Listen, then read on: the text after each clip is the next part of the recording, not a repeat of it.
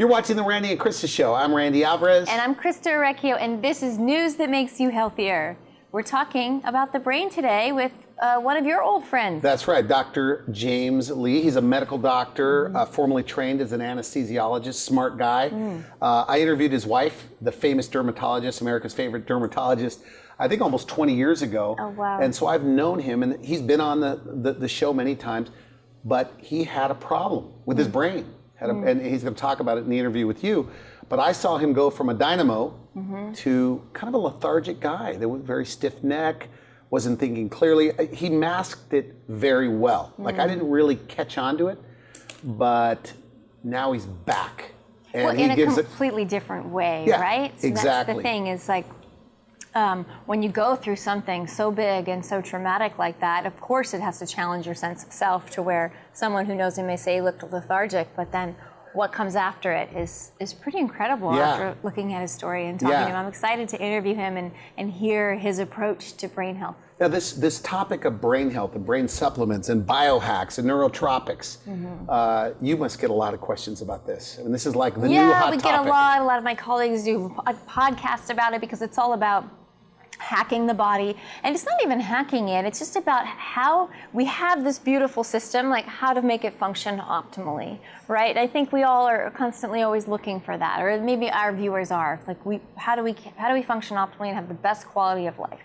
Okay. So let's see what Dr. Lee can tell us about that. And I like his story. Look, I know him personally for the last 20 years, but it's like he had a broken brain and he did all the research, scientific research, to give the brain everything it needs to heal itself. And he did. And the nice part is, I think his daughter, she goes to Stanford as well, gave her the supplements, for focus, because he has a focus. They're getting better, and the results have been good. I'm only, I've started taking it. I think clearly. Anyway, I like to think, that I think clearly, but it's got a little bit of an edge, and it kind of adds to my optimism. So it's, and of course combined with an anti-inflammatory diet, a good diet as well. Yes, of course. You've got to approach it from all angles. You've looked at the ingredients, and we talked about getting Dr. James Lee on the show. You said, great ingredients. Yeah, really great ingredients and a really well-balanced formula of how it really all works together to take care of all parts of the brain. Because a lot of the brain formulas will just focus on one different part of the brain or two, but not the entirety of it. And so we're looking forward to diving in. Let's go to the interview. And he's a nice guy. I have to mention, because I said jokingly, but not so joking, that this is the nicest guy.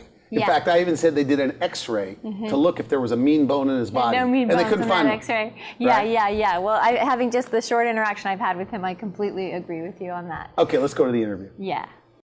You're watching the Randy and Christa Show. I'm Christa Orecchio, and this is News That Makes You Healthier. We all have to nourish and support our brains throughout our entire lives, and who doesn't want their brain to function optimally? No one. That is what we're talking about today with Stanford-educated medical doctor, former anesthesiologist, co-founder and formulator of the super supplement Liveli, Dr. James Lee.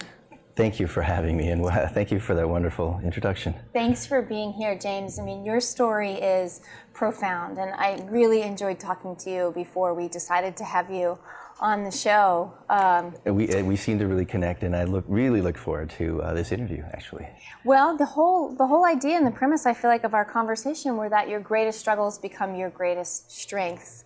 So can you share with me your backstory of why you are a former anesthesiologist and why you are now a co-founder and supplement formulator? Sure, absolutely. Well, first of all, thank you for having me here and letting me tell you the story and get the message out, because I feel strongly that we can do a lot of good. About 8 years ago, I was working as an anesthesiologist and finishing up an actual case. And right at the end of the case, I had the moment that changed my life. I thought that I was going to have a regular day, but as I looked down to give the final medication, I feel it pop behind my left eye. Everything turns purple, and basically that day turns into me and the patient, my patient, leaving in two different gurneys. I'm going to the ER and she's going to the recovery room. And it turned out that whole ordeal and the months of trying to figure out what was going on, it was a brain tumor. Brain tumor, and the chemotherapy to treat that brain tumor left me in a state of devastation, quite frankly. I was barely able to brush my teeth in the morning. I knew how to brush my teeth, don't get me wrong. But having a brush in one hand and having the tube in the other, and trying to figure out, wait, I wet this one and I unscrew that one, right? I mean, that took an enormous amount of effort, and it shouldn't. And that's when I went to my doctor and I said, well, what about that? What's going on? Yeah. And she said, listen, you know, you had a tumor that we stopped, is contained. It is no longer, I mean, I've already lost vision in my right eye. Not perceptibly, but I'm starting to lose vision in my left eye because the tumor was compressing and destroying tissue. She said, that's no longer happening. You're no longer going to lose any more function, but welcome to your new normal. And I said, you couldn't accept that. I couldn't accept it. And I used that as an inspiration to make myself better, to find as many things that could improve my life, scientifically proven. I'm going to use my medical background. You know, I got my medical degree from Stanford University. I have my undergraduate degree, my bachelor's of science in molecular biophysics and biochemistry. Excellent, from Yale, right? From Yale University. And I mean, I at one point studied at the molecular level these things which I now sought to find. Isn't it beautiful? The little micronutrients that we are made of. And you see the picture of your life coming together, the culmination of your experience being called to task, so to speak. Yes. And that's what you've done, is to study at the molecular level all aspects of the brain to basically create a superhighway, as you say, a 10-lane superhighway. Yes. To give my body, my brain, the best chance at the greatest number of base micronutrients that are, well, 30 of them, just over 30 of them, are scientifically proven essential to some aspect of brain function or body function. Yes. And then another 30 or so dedicated or proven to support, by science, proven to support some aspect of brain health, whether it's memory, attention, focus, you name it, sleep. I have a sleep formula. I believe sleep is one of the most ignored health aspects of our being. Sleep is what gives our brain the chance to recover, to repair, to relax, to delta wave sleep. The deepest layer of sleep is shown to, well, science says that is where beta amyloid plaque is gotten rid of. Toxins are discarded. So yes, sleep. We need to support sleep. We need to support building, and we need to support the activity of our brain. Absolutely. And so we do that with different classes of nutrients that you group, right? I see you say you've got from nootropics to vitamins, minerals, biomolecules, oils. I'd like to go through each of those categories and really help me understand what they do for the brain. So if you would define nootropics, and what do nootropics mean to you? What are your favorites? Well, nootropics is a coined term, so new, N-O-O. Some people pronounce it nuo, and some people just new. But nootropic, new is a Greek prefix meaning brain. Tropic means tending toward or aiding. So a nootropic is anything that aids the brain. Quite simple, straightforward. Excellent. Cognitive function. Cognitive, well, anything about the brain. The brain does more than just cognition. There's memory storage, right? Cognition is the processing. There's storage, there's emotion, there's perception. There's a lot of aspects to the brain function that we're just just touching the surface of. So what are examples of nootropics? Okay. Nootropics can be things that you ingest or things that you implement in your life that improve brain health. Simple things like eating can improve brain health. That could be a nootropic. Adding micronutrients to your diet can be a nootropic. Even exercise can be a nootropic, because exercise increases blood flow to your brain, and brain function increases with blood flow. It's a good wide definition. And so some food-based examples of nootropics, would you say turmeric and green tea? Well, there are a lot of botanicals that are shown to support some aspect of brain health. And ginkgo biloba, Bacopa monnieri, Korean ginseng, Indian ashwagandha, these have all been shown to support some aspect in scientific literature and even in culture. You look back through hundreds of years of history, the cultures have supported these findings. So that's the kind of research that I look for. I look for any indication that something could help or aid the brain in some manner.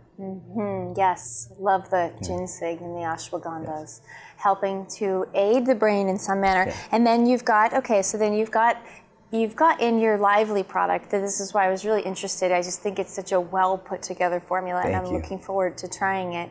And your top 5 vitamins that support brain health. You know, I'm often asked, you know, what's the key ingredient? What are the top 5? And I'm happy to talk about any of them in any order. But the way I like to describe it is, it's not necessarily the key ingredients, but it's the whole it's how everything works together. Sure. For example, when I thought about the brain, I said it's about, 3 pounds of our body, but it takes up to 30% of our calories that we ingest every day.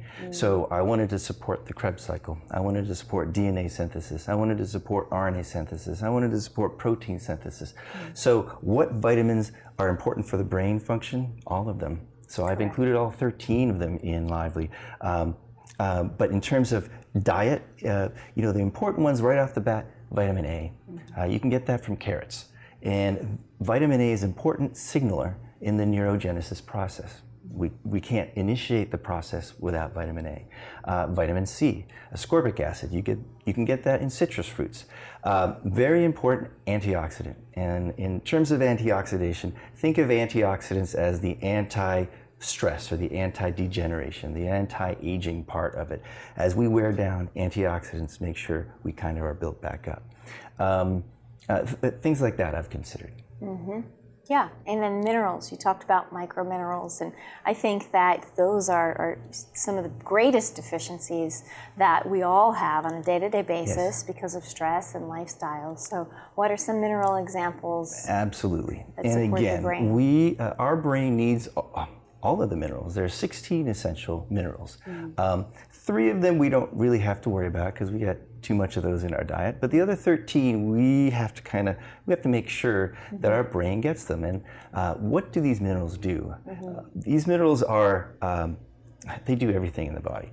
They're everything from being part of the structure that puts us together. Selenium, for example, is incorporated into the myelin sheath in our brain that surrounds the neuron. That's sort of the best way to think of it is it's the insulator to the conduction system. Without it, it doesn't work. So there are ions like selenium that are incorporated directly, structurally. There are some ions that we need to ingest that we use to maintain the electrolytic bath that our neurons kind of live in, float in. The important ones that we need to consider are calcium and magnesium. And we get those in our diet from yogurt and spinach. There are also ions that we use for other really cool, fascinating reason. I kind of get excited about this, and they're called metalloproteins. It's a long word, but what does that mean? There are proteins in our body. Think of them as axes, right? You have an organic wood handle and an inorganic iron head, right? That does the work. Metalloproteins are exactly the same thing on a molecular level. They're part, the protein that our body makes, and there's part ions, whether it's an iron ion, molybdenum ion, zinc ion. That's the working part of that protein. So we need all of these minerals to make sure all of our metalloproteins are doing their jobs, creating energy, making sure DNA is made, making sure the RNA synthesis process is being supported, so on and so on. You mentioned the myelin sheath. And so what happens over time with stress or illness or just simply age to the myelin sheath that is really overlooked in our society? One of the things about, I'd like to describe oxidation. For you to get an idea of what oxidative stress is, I'd like to describe, well, everyone knows what rusting is. If you leave your car out, if a little paint is missing, that area that's exposed will rust. Well, that's oxidation. Just by the very fact that it's lying around, it will oxidize. And think of that as our bodies. We are constantly being bathed in an oxygen environment. We live in an oxygen environment. So we're breathing oxygen and we're pumping that oxygen around our body. That's what's keeping us alive. That oxygen also ages us. It oxidates, it chemically bonds and changes proteins in our body. And we have little molecules that go around and reverse that. On top of just the regular oxidation that we're exposed to just on an everyday basis, our bodies release energy from our food through an enzymatic oxidation process that creates even more reactive oxygen species, if that makes sense. These things are also cause oxidative damage, and these things are also what we need to reverse over time. And the myelin sheath that supplies our brain with insulation, it is under constant attack from everyday stress and from our using our bodies and using our brains. So it needs to be replaced. It needs to be tended to, just like a highway. It needs to be tended to. It needs to be replaced. And the best ways to do that is to give the body the building blocks in which to replace the right Legos. Exactly, exactly. And so other aspects of Liveli or that you see are instrumental. You know, we're kind of building this whole thing where nothing is an island, but everything works synergistically. You call a class of nutrients precursors. So define what precursors were. Would something like phosphatidylserine, choline be considered a precursor? Yes, phosphatidylcholine and phosphatidylserine. Interesting story. A good friend of mine read this article and had knew what I was working on and knew that phosphatidylserine was one of the ingredients. And she showed this article to me and it said phosphatidylserine shown to improve long-term memory.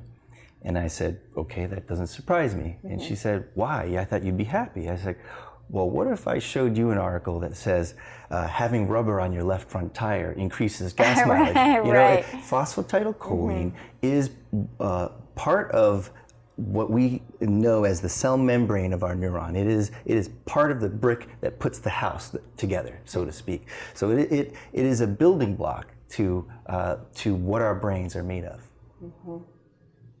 It's beautiful. Yeah. It's But necessary. thank you. I've worked with it a lot in my practice with really just game-changing results for people, whether it's how they manage stress or how they're able to sleep or feel calm or function clearly again. It's definitely a game changer. So are there any other precursors you want to talk about before I ask you about certain botanicals? Sure. So there are structural precursors, like the ones we talked about. And then there are precursors to the biochemicals that we kind of use even to process thought. Neurotransmitters, for example. Neurotransmitters are what our neurons use to create the what we perceive as thought and emotion and action. We use these biochemicals on a constant basis as we think, as we move. We make those biochemicals from precursors that we must ingest. So we take something in like phenylalanine. We need vitamin B2 and vitamin B6, and we turn it into dopamine, which is the neurotransmitter which we kind of rely on to kind of keep us going. Yeah, it's one of the best, right? Makes us feel happy and focused and relaxed at the same time. It's a great feeling, and it's nice to know that you can get that naturally through how you take care of yourself and what you consume.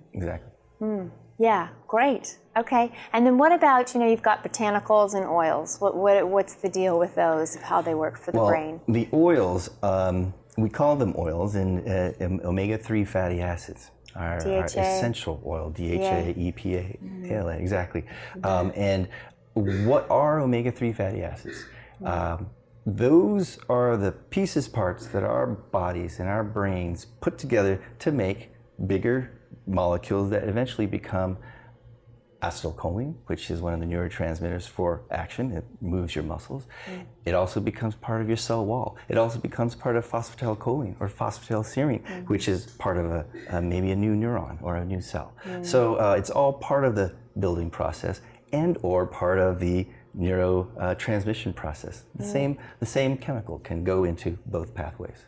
It's pretty amazing. So are you saying that this can now reverse the aging process of the brain when the brain's given what it needs and have it function better maybe than it functioned 20 years ago. What I like to think of what we can do today with the right nutrition, with the right micronutrients, we can optimize what we've been given. We've been given, let's say, a car.